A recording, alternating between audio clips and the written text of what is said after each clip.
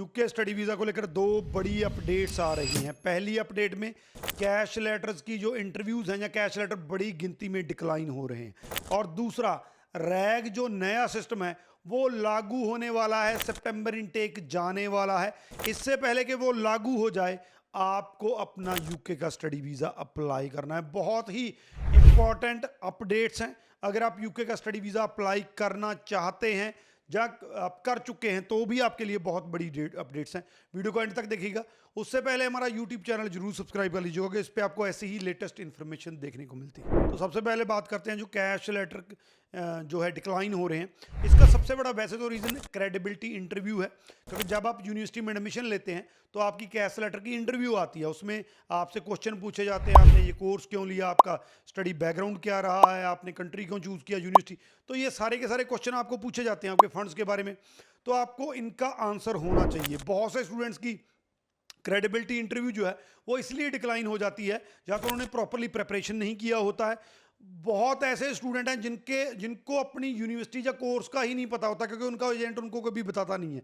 तो इन सूरत में credibility interview जो है वो आपकी डिक्लाइन हो जाती है। अगर आपने यूके का स्टडी वीज़ा करना है, आई हाईली रिकमेंड अपनी क्रेडिबिलिटी इंटरव्यू को बहुत सीरियसली लीजिए, तभी आपका कैश लेटर इशू होगा, तभी आपका यूके का स्टडी वीज़ा आ सकता है।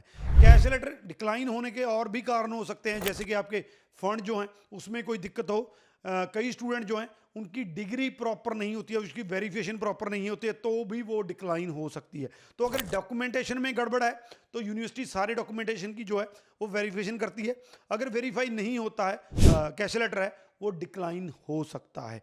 यहाँ पे एक वार्निंग देना चाहूँगा कि बहुत सी यूनिवर्सिटी ने यहाँ तक कह दिया है कि अगर आपका कोई डॉक्यूमेंट जो है वो इनजेन्युइन पाया जाता है, वो सही नहीं है, फेक डॉक्यूमेंट है, तो कैश लेटर से पहले अगर आपने कोई डिपॉजिट करा रखा है, फीस डिपॉजिट कर रखी है, वो फीस आपकी जो है वो रिफंड नहीं होगी। तो इस चीज़ को आपने ध्यान में रखना है। दूसरी अपडेट जो है वो जो रैग नया सिस्टम यूके ने लागू किया है उसको लेकर है। रैग जो है वो जैन इनटेक से लागू होने जा रहा है, और यह पॉसिबिलिटी है कि रैग के चलते बहुत बड़ी गिनती में जो है वो रिफ्यूज़ल भी आएंगे और कैश लेटर जो है वो यूनिवर्सिटीज़ के पास कम हो जाएंगे, जिसकी वजह से वो भी स्ट्रिक्ट हो जाएगा।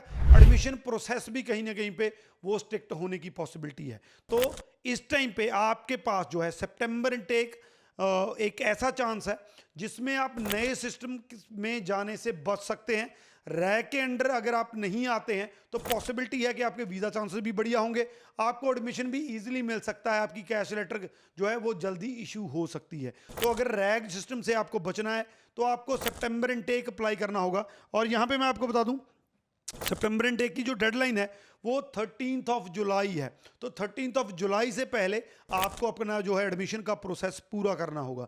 तो September intake is the last intake जिसमें आप नए सिस्टम नहीं ओल्ड सिस्टम के अंडर अपनी फाइल प्रोसेस कर सकते हैं, ताकि आपका वीज़ा चांसेस भी बढ़ सकें, आपकी एडमिशन इजी हो सके। तो अगर सितंबर इनटेक अप्लाई करना चाहते हैं यही लास्ट चांस है, ये मेरी तरफ से लास्ट कॉल है। अगर अप्लाई करना चाहते हैं तो अभी अप्लाई कर सकते हैं, नंबर हमारे नीचे दिए हैं, उस पर कॉन्टैक्ट आप कर सकते हैं। तो मैं हाईली रिकमेंड करूँगा कि अगर आप जो है आपका प्रोफाइल वीक है, किसी वजह से आपका कहीं ना कहीं पे आपको लगता है कि यूके में आपके वीज़ा को दिक्कत आ सकती है, एडमिशन को दिक्कत आ सकती है, तो सितंबर इनटेक आपके लिए बेस्ट इनटेक है। तो ये दो अपडेट्स हैं जो आप जो है नोट कर लीजिए। कैश लेटर डिक्लाइन हो रहे हैं, क्रेडिबिलिटी इंटरव्यू को सीरियसली लीजिए, और दूसरा सितंबर इनटेक में अप्लाई कीजिए ताकि नए रूल्स में के अंडर ना आकर पुराने रूल्स के अंडर आपको वीज़ा मिल सके। इसको शेयर जरूर कर दीजिए। बाकी अप्लाई करना है, नंबर हमारे यहाँ पे दिए गए हैं, उस पर कॉन्टैक्ट कर सकते हैं। कोई और क्वेश्चन है तो नीचे कमेंट में लिख दीजिए। Thank you so much.